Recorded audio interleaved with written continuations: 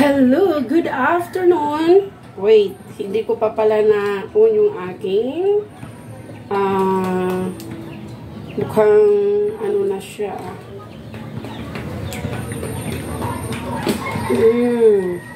Okay, mukhang lubat na to. So anyway, good afternoon. Good afternoon po sa inyong lahat. Mag-aalas 4 na, no? So, sa hapong ito, ako po ay gagawa ng ating, welcome once again in my vlog, Rufa's Kitchen. So, gagawa ako ngayon ng para uulamin ko sa aking hapunan. So, ako minsan lang ako kumakain ng mga lamang loob. So, itong gagawin ko ngayon is atay ng pork liver. So, gagawin ko ngayon ay kakaiba. So, since i-on ko muna habang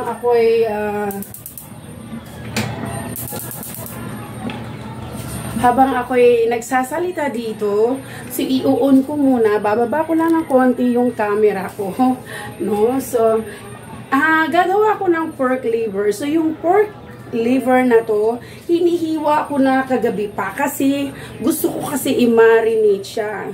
So, hiniwa ko itong ganito kaninipis. Yan. So, pag kayo'y maghiwa ng inyong pork, wag lang masyadong manipis din. Yung katamtamang nipis, katamtamang kapal. Kasi, pag sobrang nipis, madaling masunog. Pag sobrang kapal naman, ay di rin basta sakto lang, siguro mga half inch yung kapal. So, ngayon, papakita ko sa inyo pinapakita ko na ito, no, kung paano ko sa hiniwa ng ganito. Yan. So, klaro yan. So, itong atay na to, kalahating kilo lang po. So, kagabi ko pa siya binabad kasi gusto ko kasi na talagang manuot sa kaila-ilaliman ng atay. Kasi, di ba, ang atay medyo malansa. So, binabad ko lang siya talaga ng ground black pepper, tuyo, 3 tablespoon na kalamansi, at oyster sauce, at saka kunting-kunting tuyo lang, at ginilalagyan ko siya ng crushed garlic. So, don't worry kasi mamaya, ilalagay ko sa aking dulo sa dulo ng aking video. So, ipapakita ko na sa inyo kung ano ito. So, eto na. Lapit-lapit lang. Lapit-lapit. So, ito yung atay na sinasabi ko na sa inyo na minamarinate ko siya ng 1 night. So, half a cup of flour, half a cup of cornstarch, 1 cup na tubig. Ito yung aking salt. Ito yung aking chili flakes. Lagyan natin ng chili flakes. At of course, ito yung ating paminta. Wala kasi akong durog, so yun lang. So, kukuha ako ng ilalagay natin ito dito. No? Yan. Ipaghalo-halo natin ito. Yan. So, mamaya, ihahalo ko rin itong asin at saka cornflakes. Gusto ko magkaroon ng cornflakes kasi at saka ito dito, since wala akong ground black pepper, gusto ko lagyan itong, hindi na yata So, tansya-tansya lang, hindi naman kailangan na dami talaga. So, lalagay natin yung ating tubig na 1 cup. Ngayon, pag kinukulang kayo, mga bes, pwede ninyong dagdagan. Kasi, kailangan kasi sa ating mixtures na gagawin, kailangan hindi gaanong runny, hindi rin gaanong malapot. So, since malapot pa ito, dadagdagan ko siya ng konting tubig, no? So, tansyahin lang po ninyo Ito, tatsantsahin lang ninyo. Ipapakita ko sa inyo kung paano ang consistency ng ating, ano bang tawag nito? Para hindi matubig, hindi rin masyadong malapot. So, ganito ang consistency niya. Yan. Hindi masyadong matubig, hindi din siya masyadong malapot. Kailangan lang halu-haluin nyo ng maigi. Kasi mayroon dito mga, pwede din yung hindi lagyan ng chili flakes. No? So, bakit kaya half a cup of flour and half a cup of cornstarch? Kasi kung cornstarch lang, mas maganda kung may halong flour para at least makrunchy. Ang cornstarch, pang pa-crunchy lang yun. So, eto na. Okay, so, eto na yung pinaka, ayan. Hindi, malapot-lapot ng konti, hindi masyadong matubig. So, okay. Since nagpapainit na ako sa ating, nagpapainit na ako dito ng mantika. Okay. So, dadalhin ko kayo dito sa ating paglulutuan ngayon. Nakikita ninyo ba ito? Na, ayan, kumukulo-kulo-kulo na. Kumukulo-kulo. So, ang gagawin ko dito, ipagpapatong ko muna ito. Ito kasi lagayan ko mamaya ng, eto dito, kailangan dito. Kasi kung dito pa ako maglalagay sa aking, ano dito, malayo na masyado, magkaganda hulog-hulog naman. So, dito na lang para malapit-lapit lang. So, ganito ang gagawin ninyo. So, usually, di ba, binibreaded pag nag-ano. Kaya ngayon, kakaiba itong gagawin ko. Hindi ko siya binibreaded, pero ganito ang pagluluto ko para maging crunchy siya. So, habang inaantay ko na magpapainit dyan, don't worry yung mga bawang-bawang dyan. Hindi ko na masyadong inaano yan kasi gusto ko sa bawang pag inaano, mas malaki-laki, no? Yung buo-buo. Pero, alisan ninyo ng tubig ha, bago ninyo i-dip dito. Kasi, di ba yung sauce niya, ayan. So, yan na. Tingin ko naman na nahulog. Sorry. Nahulog siya. Luma, please. Luma, please. So, titignan natin kung ayan. Pwedeng-pwede na.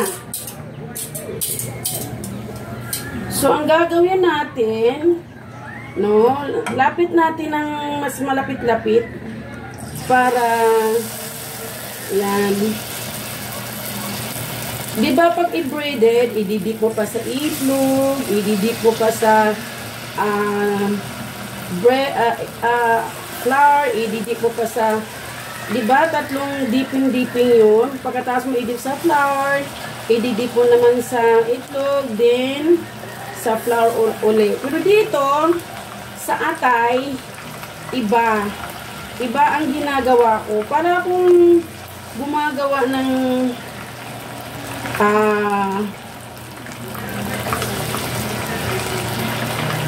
fried na dilis. Ito ang ginagawa ko. Inisa-isa ko siya na ganito yung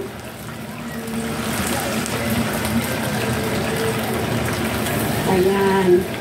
So, wag lang masyadong crowded, no? Kasi pag masyado namang crowded, magbabago naman. So, dip mo lang siya lahat. Yan. Para, yan. So, alisin. Ayoy. Mamaya, tatalo na naman siya. So, lagay natin dito. So, napakabango. Lalo na pag sabay prito. Yung ating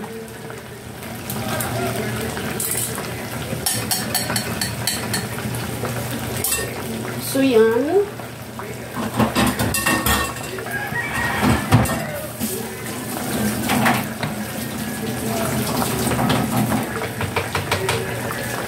So hindi naman kailangan halu-haluin mo yan kasi kusa lang ang maglutong yan, no? Tignan nyo, lutong maano na siya. Di ko alam kung nakikita ninyo, no? Siguro naman kita na ninyo yan. So, nagdidikit-dikit nga lang siya dahil sinisiksik ko ang pagkalagay dito. Pero, alam ko, mamaya, maganda ito.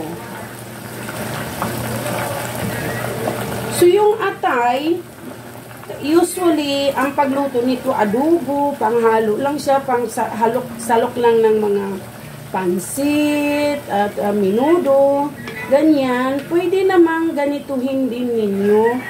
Hindi naman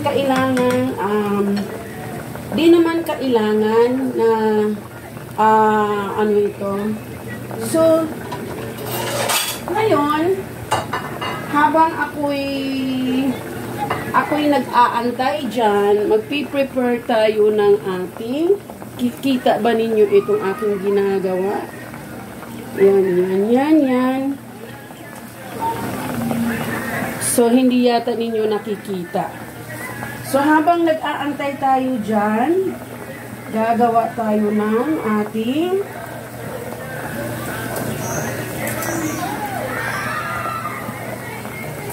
so, gagawa ako dito ng ating paglalagyan mamaya.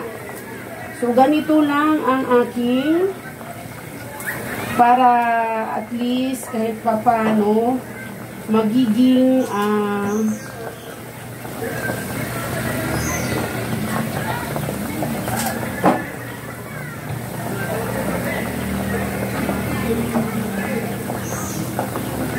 so, habang nag-aantay tayo dyan, ito naman ang gagawin natin. Kasi masisira na itong gulay ko na ito. So, kailangan ko siyang gamitin na ngayon. So, madali lang naman kumuha ng mga ganitong gulay. No? So, ito lang ang ating so, ito yung ating paglalagyan mamaya. So, may nakapasok dito na langaw. Hindi ko alam. So, ito, nakikita ninyo, paka-crunchy-crunchyhin lang natin. No? Mas maganda kasi pag crunchy dahil masarap isawsaw. Mamaya gagawa ako ng ating sawsawan dito. So, ang sawsawan dito mga bes is suka lang. No? So, gagawa ako ng ating sawsawan.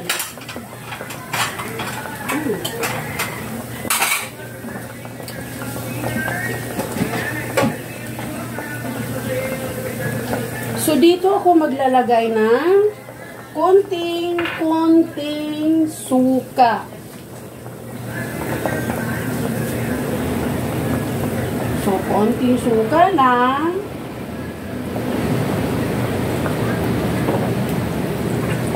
Ayan, kunting suka lang.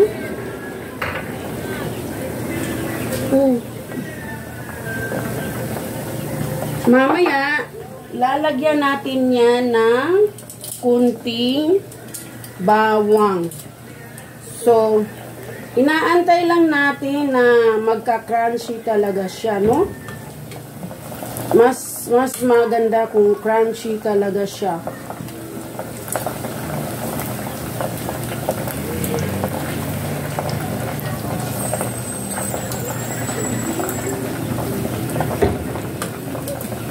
So, madali lang naman to gawin. Hindi kailangan na ano-ano pa ang ating gagawin.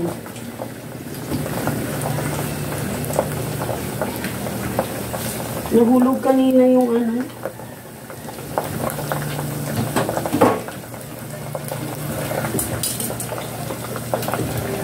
So, eto, malapit na siya mag-crunchy. Be sure lang po mga bes ha, na yung pagkahiwa ninyo sa inyong atay ay huwag masyadong makapal. So, ayan, nakikita na ninyo. Eto, medyo nahuhubadan na eh. Kasi nagdidikit. Pero mas masarap pag nagiging. So, dito ko na ilalagay. Ayan, oh. Ayan, oh. Ayan. Kita nyo? Ganyan lang.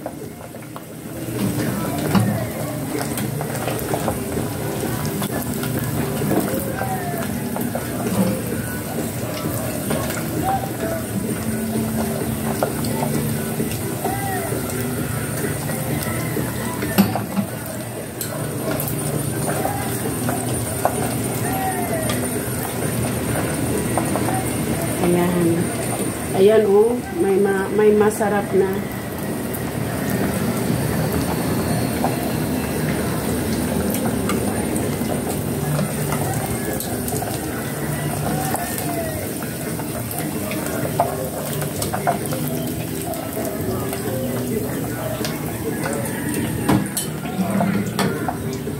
So, gagawin nyo, ulit-ulitin na ninyo hanggang matapos yung lahat ng inyong atay. Hindi atay nyo, lahat ng atay na lulutuin ninyo. Continuous lang po yung ating makalat kasi ito talaga. Kung tutuusin, sobrang kalat. Pero wala tayong magawa kasi talagang ganun. Huwag na tayong magluto pag walang kalat. Kasi talagang magkalat tayo pag tayo nagluluto. So, since aantayin natin yan na maluluto, dito tayo. So, naglalagay na po ako dito ng suka. Siyempre, maglalagay tayo ng asukal para mag-balance, no? At siyempre, wala na akong asin. Mayroon akong asin sa itaas, hindi ko pa nailagay. Maglagay tayo ng 1/4 teaspoon, no? So, dadagdagan ko ng suka ito. Ngayon, dadagdagan ko siya ng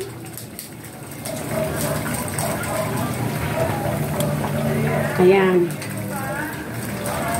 Dagdagan natin siya ng black pepper. Yung freshly gray, Yan. Ngayon, dadagdagan ko pa siya ng gagawa tayo ng sausawan talaga.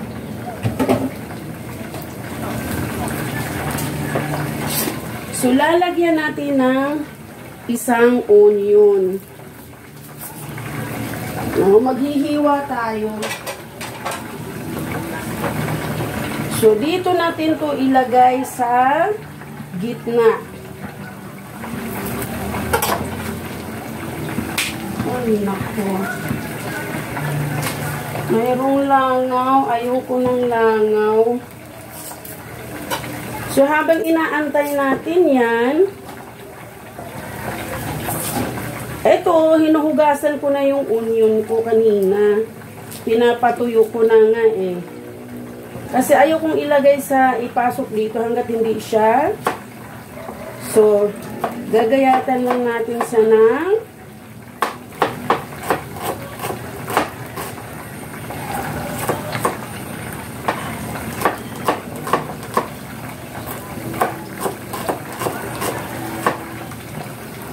so, lagay lang natin siya dito. Yan. Wala tayong sili, no?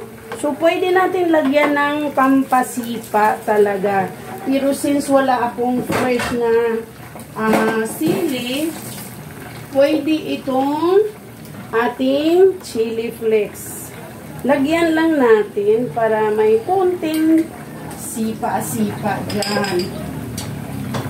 So, gusto ko malinis ito dito. Para mamaya, ay, dito sa ating nahulog na. So, yun. Balik ko kayo dito, no? Medyo medyo madilim ang ating kalangitan, kanya I doubt na uulan talaga siya ngayong gabi. Pero gusto ko naman para maging malamig at hindi na kailangan aircon. No? So,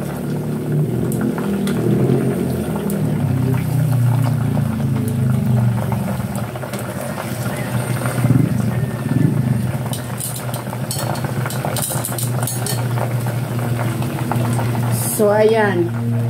So, ito iwanan natin muna yan dyan. So, sasawsaw ko dito. No? Ito siya.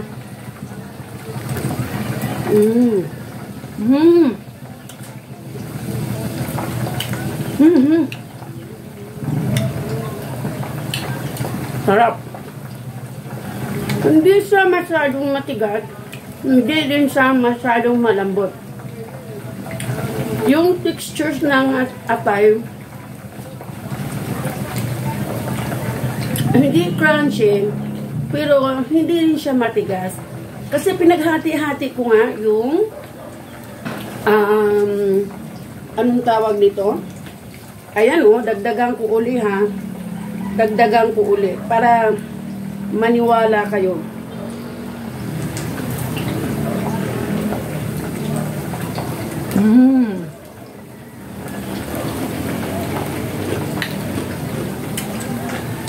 Sarap.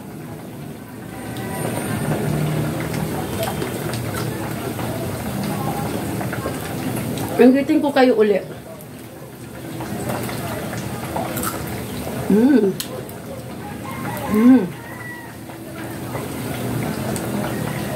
Maharap talaga.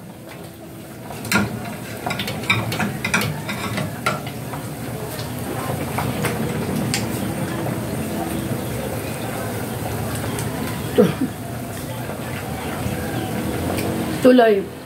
Gusto ko uminom ng tubig. Kaso, kailangan kong pumunta sa ref.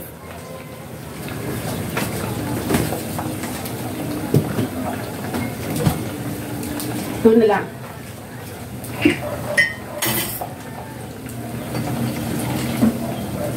Inuman lang muna tayo ng juice.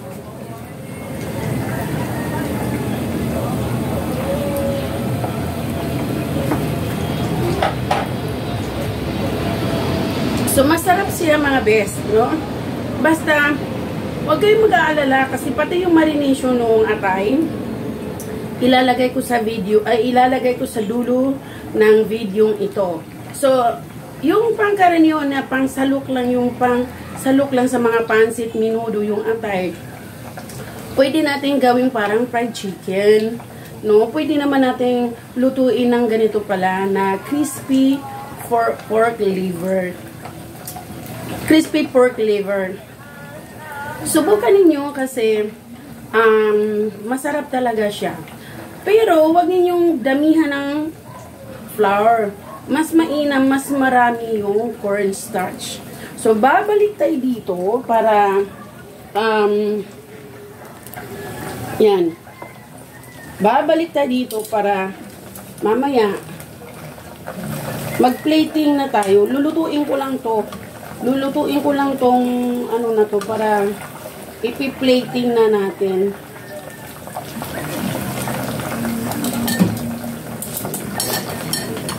Yan. So, babalik tayo dito. Magchichika muna tayo. So, yung atay, napakamura lang. Nasa, I think, 145. Yung ano na siya, nakalagay na siya mismo sa, yung nakabukod na, yung naka-styro na siya. So, yung atay, 145 lang. Marami ka nang magagawa. So, ang atay malaki na siguro na sa mga kalahating kilo, yung 145. Sa supermarket ko siya binili. So, ano lang naman ang mga Ricardo noon? Kalamansi. Kailangan talaga pigaan yun ng kalamansi, guys, kasi malansa ang atay, kasi marami siyang dugo, no? So, patiningin nyo sila, patiningin mo yung atay, bago mo siya ibabad, i-marinate. No? Di ba pagkaiwa ninyo, hugasan ninyo, pagkahiwa, hugasan ninyo. Tining na tining talaga para wala siyang dugo na maiiwan doon. So, saka ninyo i-marinate. Hanggat maari nga lang, lagyan ninyo ng ginger pag marinate ninyo para, bukod sa kalamansi, may ginger. Yung ginger juice, kasi sobrang lansa pagka wala yun. Pero sa akin kalamansi okay na, basta may paminta siya, may oyster sauce siya, may black pepper, ground black pepper, kunting tuyo lang, wag masyadong maitim, no? Kasi pangit pag maitim eh. So, we'll see, titignan natin kung ano na to. No? So, ito na siya. Ito na siya. Lagyan din ninyo ng bawang hanggat maaari, mga bes. Kasi yung bawang, nakakapag-ano din yan, nakakapagpawala na din ng lansa. Namamatay yung lansa. No? So, sige lang, try lang ninyo, no, kung magugustuhan ninyo. Ngayon, kung magugustuhan ninyo, much better para lulutuin ninyo. Kasi alam ko, ang mga chikiting talagang mahilig sa prito at may crunchy pa. No, ganun talaga yung ating mga chikiting. Wala naman akong chikiting, pero alam ko dahil ang mga inaasikaso namin ay mga chikiting talaga. So, wag lang masyadong puno doon sa ano, para hindi siya magdidikit. Okay. Back to chika, no? So, chikahin ko kayo, sobrang talagang sobrang pawis. Ewan ko, para siyang uulan na hindi ko maintindihan. Kanina pag alis ko, pumunta ako sa kliniko, masyadong mainit. Pag uwi ko, kulimlim na siya. So, ito yung nagdadala ng sobrang init talaga. Hindi ko maintindihan, sobrang init. As in, napakainit. Kahit may electric fan ka dito, talagang pawis na pawis ka na. So, mga best, saglit lang ito lutuin, hindi komplikado talaga. Prito ka lang ng prito, basta ang gagawin mo, yung iba kasi, 'di ba, i-breaded. Yung isasaw mo na sa flour, tas sa eggs, tas sasaw naman ulit doon sa breadcrumbs. Pero this time, ang ginagawa ko para mabalot talaga siya, nagkakanaw ako ng cornstarch at saka flour, nilalagyan ko ng tubig, nilalagyan ko ng asin, paminta. Kung gusto niyo lagyan ng ginisa mix, pwede. Kung may mga powdered onion kayo o garlic powder, pwede niyong budburan para talaga yung lasa mafe-feel ninyo, no? At saka yung aroma, pagka piniprito mo na, talagang mabango siya. So, paki-like, paki-share, paki-view, at paki-subscribe. I-hit na rin ninyo yung notification bell kasi para tuwing ako'y magluluto, manotify kayo lagi. Minsan na lang ako talagang magluto kasi napapagod ako. Pagkatapos mayroon pa akong therapy, session ng therapy. So this time, akala ko hindi ako makapagluto. Then napagod na talaga ako kasi galing ako ng clinic. Pero I see to it na makapag-vlog talaga ako dahil may hinahanda na akong ganito na kailangan ko siyang lutuin at ipapakita ninyo para hindi na kayo tuwing magbili ng atay naisip lang ninyo pang salok lang sa mga gulay, pansit, or minodo. Pwede pong ganituhin. Pwedeng uulamin, pwedeng pika-pika, pwede sa lahat. Pwedeng pang starter din. So, wag na kayong mag-atubiling magluto niyan. Subukan ninyo.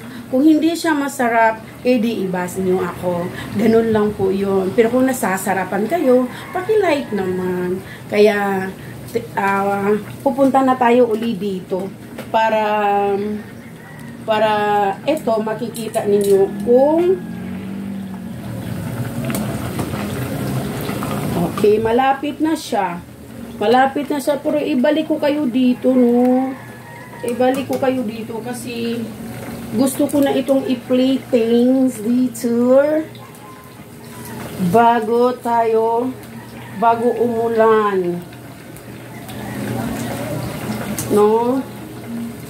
Gusto ko ma-platers na ito kasi kakain na tayo.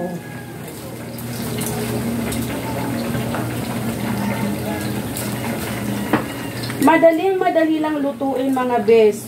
Walang ano-ano, no? Luto lang ng luto, prito lang ng prito. No? At pagkatapos ng prito, kain na rin kayo ng kain. Ganun lang naman tayo di ba? Pag nakaluto na, well, kainan na. Ang sarap nito. Ang sarap talaga nito. Ang sarap to pang pika-pika talaga. Promise.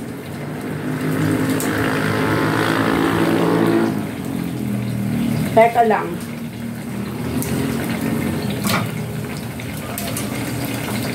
Teka lang. Kasi may nahiwalay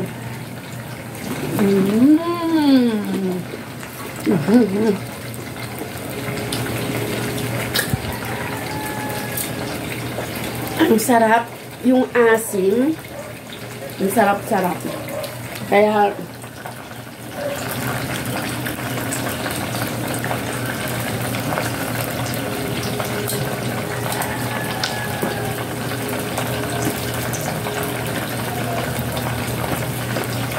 panay na ako kain dito guys. Habang ako yung nag-aano dito, panay na ako kain. Ang sarap Bakit ba? Masarap ikain, no? Ang init kaya.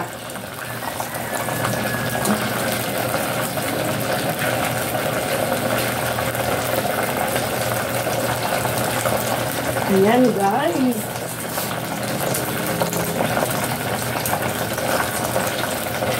So, sa susunod natin pagkikita, baka iba naman yung aking gagawin na ipapakita sa inyo. Baka isang starter na naman. Wag lang ninyo habang hindi pa pwedeng anuhin, wag lang ninyong anuhin, talagang halukayin. Hayaan ninyo lang na maglutong siya talaga. Kasi, kapag hinalukay ninyo ng hinalukay, mahuhubadan siya. Hindi siya makukovered nung ginawa nating, anong tawag dito? Yung, yung ating flour at saka cornstarch. Pag hinalukay nyo ng hinalukay na hindi pa talaga siya pwedeng, yung pilit, ay talagang wala na. Maaano na siya. Mahuhubadan na. So, kailangan lang siguro Yung katamtaman lang. So, eto na. Talagang, eto na. So, iaano ko na lang itong mga natitira pa. Kasi, para matapos na tayo. Ayan. So, dito na tayo. Dito na tayo talaga. Naku, akala ko matutumba na yung aking camera. So, hahawakan ko na lang. No? Hahawakan ko na lang. Kaya, ayan. Sobrang ano na.